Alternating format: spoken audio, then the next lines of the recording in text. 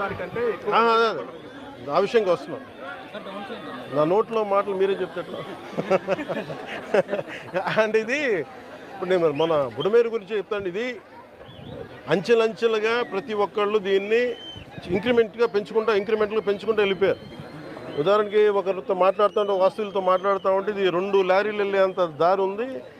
నదీ పరివాహక ప్రాంతాన్ని ఇది ఈజీగా వెళ్ళిపోయేది.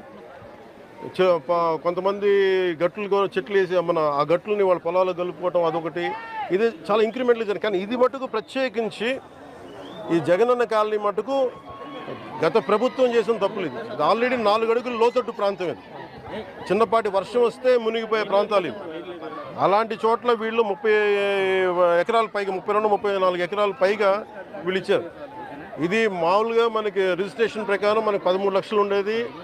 అది మార్కెట్లో మనం చూస్తే 30 లక్షలు. దీన్ని వీళ్ళు 60 లక్షల రూపాయలు పెట్టుకున్నారు.